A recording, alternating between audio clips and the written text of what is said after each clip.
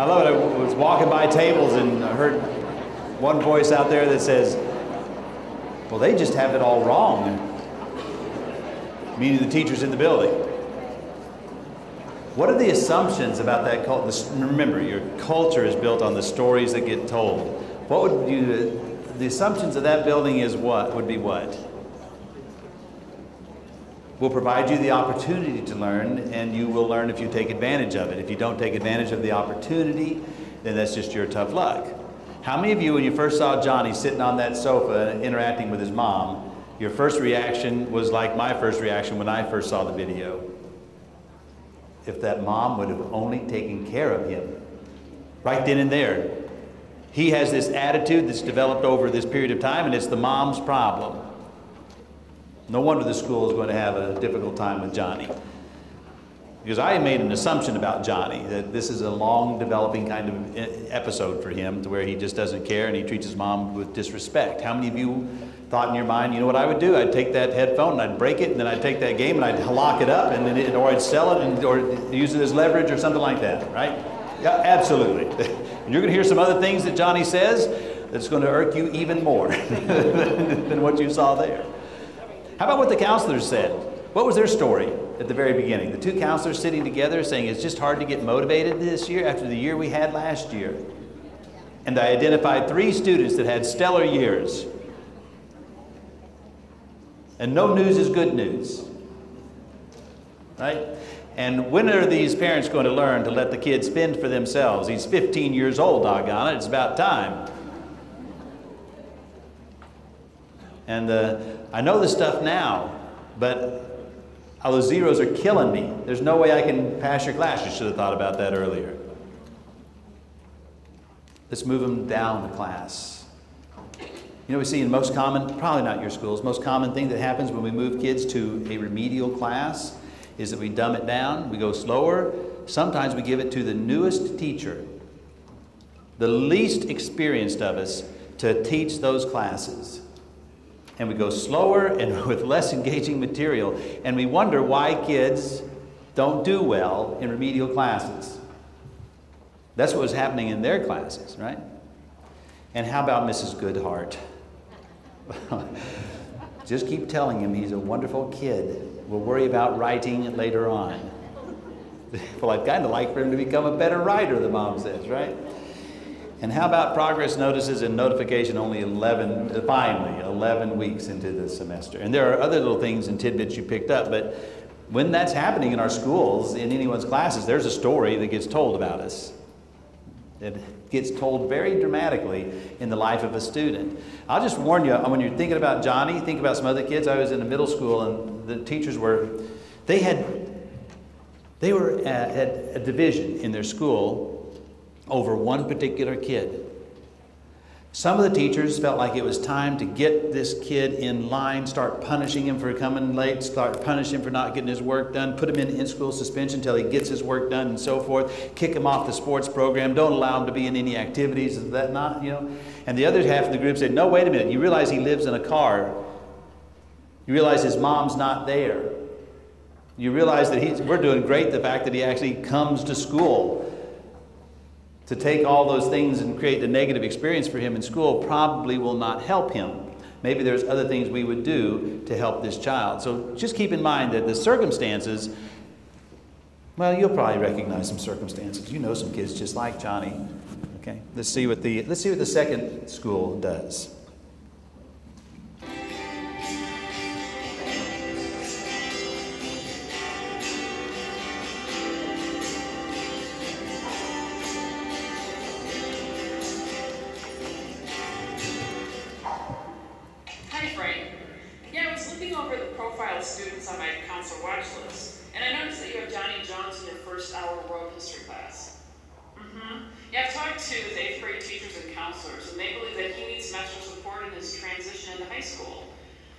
Says he tends to be a loner and let his work slide.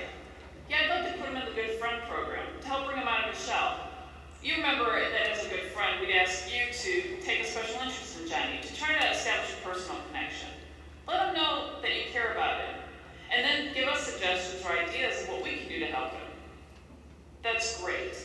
I know you'll make a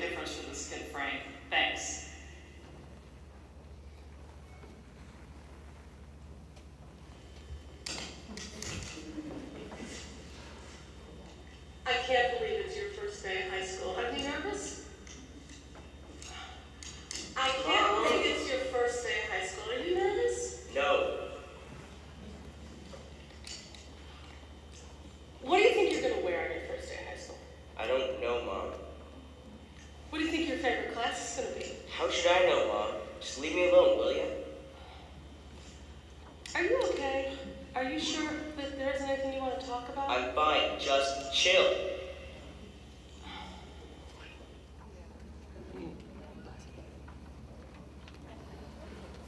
Welcome to Darwin High School. Now we know the first day of school can be a little scary, so today is freshmen only. You can go through your classes, meet your teachers, walk around the building and find your way around before the other students arrive. I'm your advisor, Mr. Fisher, and I'll be meeting with you 4 times every week for the entire year to help you with your transition into high school. You'll also have 5 upperclassmen mentors, and they'll be helping you too. You'll be organized into groups of 5, and each group will have its own mentor. You will also have Mrs. Carhanick as your counselor, and she'll be helping you too. We really want you to have a great freshman year, so we've set aside this time each day to talk to you, help you with your problems if you have any. Now, one of the things we want you to learn about is the privilege system for students at Darwin. So I'm going to ask your mentor to meet with your group, and he'll help explain it. All right, guys. Basically, here at Darwin, it's set up so you get more privileges with good behavior. If you maintain good grades, which we mean by C's or better, and you don't have any serious violations of our code and of our rules, you'll gain privileges as you progress through high school. As a freshman, you guys have probably come to realize that you don't have many privileges. You have to be in class or study hall all periods of the day. You only have 25 minutes for lunch. You have to come here and hang out with me for 25 minutes. That's not so bad, all right? Right. But as you progress, you'll realize you will have more privileges. As a sophomore, as long as, like I said, you've had good grades and good behavior, you'll have 50 minutes for lunch. But if you don't have good grades, and if we recommend that you haven't behaved well and advise you, or some of your other teachers did you have infractions of the rules, you'll only have 25 minutes for lunch. It's a loss of privileges system. For the first 6 weeks of your sophomore year, you'll basically have the same amount of time you would have as a freshman. But you can gain those privileges back by behaving well and getting good grades for your first 6 weeks. So you see how by doing well at school and by performing how we would like you to perform, you can gain privileges back and you're allowed to enjoy school more. Does that make sense, guys? Yeah? All right, so then as you progress as a junior, you can get what we call a free hour. Instead of having a study hall, you can just go to the commons and hang out with your friends. You can go to the cafeteria. You can go to the resource centers, the libraries. You basically have free roam in the school during your free hours as long as you have the pass or as long as you're in the commons. So it's nice. You don't have to stay in class. You can get all the work done a little more relaxed. And as a senior, you basically have life better than the faculty. As seniors, you're the only students who can drive to school. So with that, when you have a free hour or when you have lunch, you can leave. You have off-campus privileges as well. Now, with these privileges, you have to remember, as I said, you need to behave well. These are privileges. They're not rights. There's nowhere in the Constitution does it say that you have the right to, life, liberty, and off-campus lunch. It's just not there, guys. So, like we said, just maintain good grades, C's are better, and don't be bad kids. Don't goof up, because if you do, you're going to lose these privileges. All right? Does that make sense? All right, guys. So then the next thing we have to cover is at the end of this first week of school, you're going to have a test on the rule book. We're all going to go over it together in our small groups, and at the end of this first week, we'll hand you the test and you'll do it. And I'm sure you guys are all going to pass, but you need that to be able to get passes to teachers, to the libraries, and the research centers. All right? Got that? All right. Thanks, guys. Oh, one more thing. We know you guys might be worried that you won't be able to find your friends during lunch. They won't have the same lunch period. So all 5 of us mentors are inviting you guys to come sit with us during lunch. We hope you'll join us, and we hope you'll make some new friends in your advisor.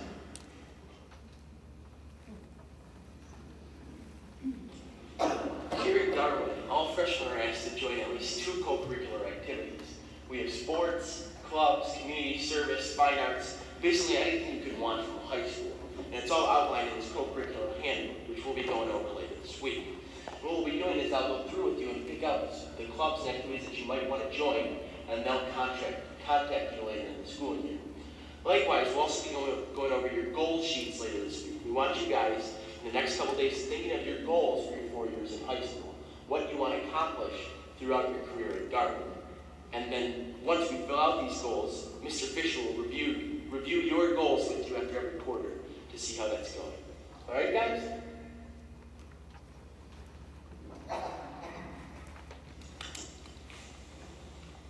So, honey, do you like high school so far? So, honey, do you like high school? Leave the headphones off. It's fine. Tell me about your classes. They're fine. How about your teachers? They're all fine. So how you doing? Do you know any of your grades yet? I guess they're fine. Everything is fine, Mom. You know, by the way, you got a letter from the fencing coach inviting you to join the fencing club during activity period next week. I didn't know you were interested in fencing. Our mentors made us pick 2 things we might join. I guess it couldn't hurt to go to the fencing meeting. I mean, it beats study hall. That's great. I hope you like it.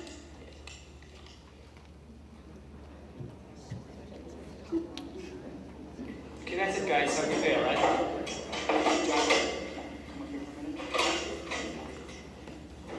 Now you're not doing real well this grade period, and actually you're pretty close to failing this grade, okay? Progress notices go out next week, and it's going to say in danger of failing, so that your parents know what's going on.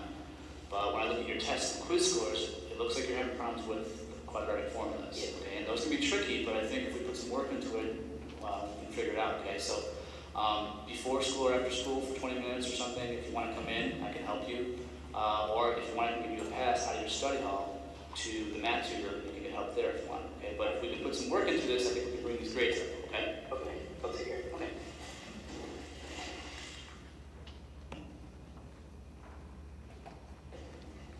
Okay, guys, all of your teachers have completed progress reports, and I have a copy of everyone's progress report with me.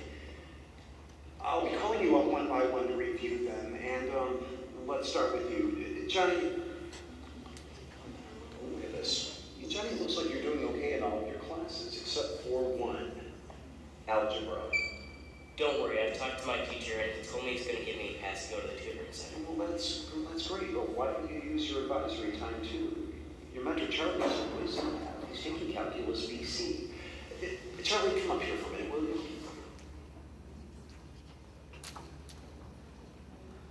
Hi, everybody. Today I'd like to meet with each of you individually to go over the progress reports that you received in each of your classes. Johnny, why don't we start with you? Okay, Johnny. In danger of failing algebra. Okay, let's look at your goal sheet. Now, Johnny, I don't see failing algebra as one of the goals you set for yourself when you set your goals in high school. What's going on with algebra? Okay, I get it, all right? My teachers talk to me, my advisors talk to me, my mom is proud of me. I have to show my mentor my work every day, and now you're in my case. I'm being quadruple teamed here. You know what? I'll do the damn work, okay?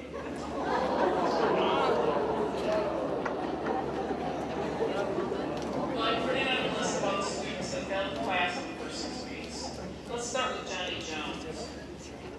Well, his teachers recommended him for Council Watch. Said he's kind of a loner and will let his work slide. I've checked in on him every week, but he's hard to read. He failed algebra, and he's not doing well in English either. Well, I know his mentor's been trying to work with him in his advisory, but I don't think he's asked for any passes out of the study hall to the tutoring center. How has his attendance been?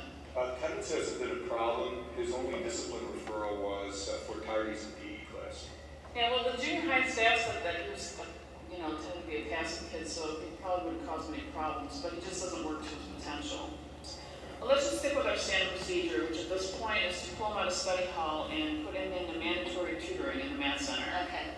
I'll have his math teachers give me a progress report at the end of each week, and then let's just, keep track of him over the next few weeks. Well, Johnny has failed the second 6 weeks of algebra, and his grade in English went from a D+ to a D-. He's missing a lot of assignments. Have either one of you had any dealings with Johnny or his mom? No, I haven't. No. All right, well, since the tutoring hasn't worked, our next step in the system is to put him in a guided study hall. Maybe they can help him get his assignments finished. And do is I'll arrange a meeting with Johnny, his mom, his math and English teachers, and see if we can't draw up a contract to see what everyone is prepared to do to help them get those credits. Sounds good.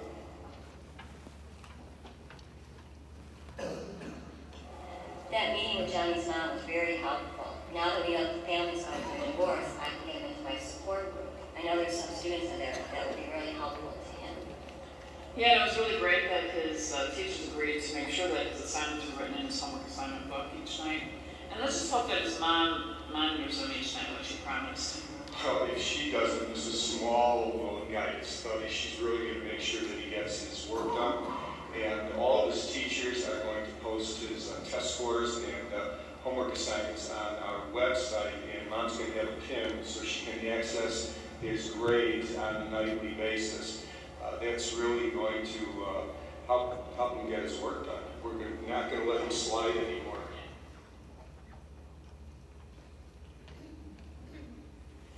Hi, Johnny. How are you today? Okay. Good. Let's see your math homework. We didn't have any homework in math class yesterday. Well, that's not what Mrs. Lako's assignment sheet says. I believe you did have homework, and I want you to be honest with me every day. I didn't. So, you didn't do it? Well, let's do it now. Get your book out, and I'll help you. My book is in my locker. In your locker? Well, here, I'll write your pass. Okay? Okay, my book isn't really in my locker. I forgot it. I can't do it. Head up a minute here. First of all, I want you always to be honest with me. You've been dishonest about 3 times in the last minute, so that's over. And it's not a problem looking for your book because I have your math book also. So get a piece of paper out, pen and pencil, and let's work together and get this homework done. One thing we're going to do is get your homework in each and every day. So let's start. Number 1, you have 1 through 20. 12x equals 24. Okay, what does x equal? Perfect. Perfect. Okay, now I want you to continue. You have through 20, number 2, and I will be right at my desk. If you need some help, you let me know. I will be checking on you as you go through it. This one. Sure, Harvey. Hey, Johnny. Coach Swan, fencing coach. How you doing? Not bad. Hey, I'm glad to hear you're interested in joining our program. Yeah. You know, fencing is a great sport, plus you get a chance to travel to tournaments all around the Midwest. But each week, we check grades. If you're failing in class, you can't participate, you can't practice, and you have to go to a study hall after school for athletes that are failing their classes. Now, I want you on my team, Johnny, but I need to know that I can count on you, all right? So you need to get those grades up. Okay? All right, good. Nice time. Take care.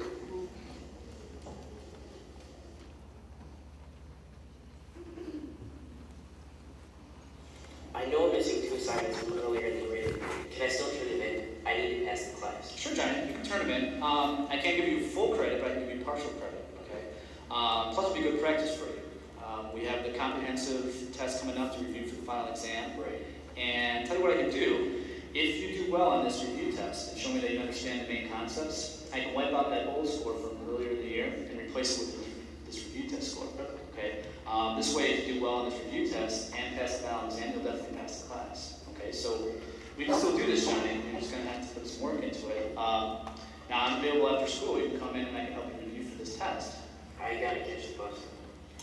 All right, well, you can come in before school, too. I mean, the grade you get is the grade you earn, okay? You're going to have to earn it. You're a good kid, Johnny. I can't pass you, though, just because you're a good kid, okay? You're going to have to earn it. But we can do this if you can pass the class, okay? All right.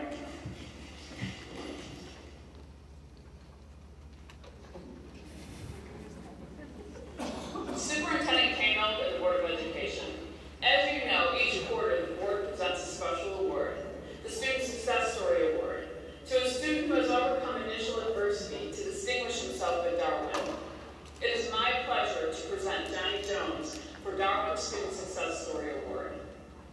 Johnny got off to a rocky start his freshman year.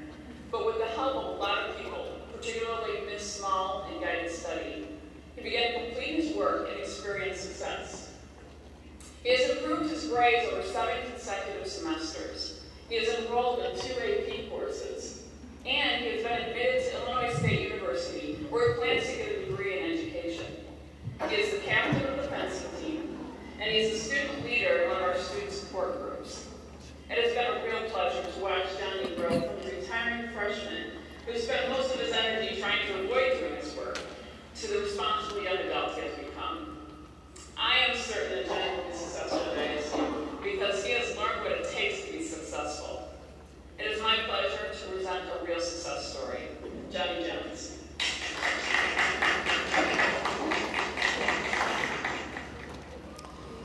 Okay, now turn to your partners at your table and discuss the culture of that particular school. And try to identify the stories that you saw that supported the culture that becomes evident in that particular school. Then we'll come back together. What culture is being displayed in that particular school?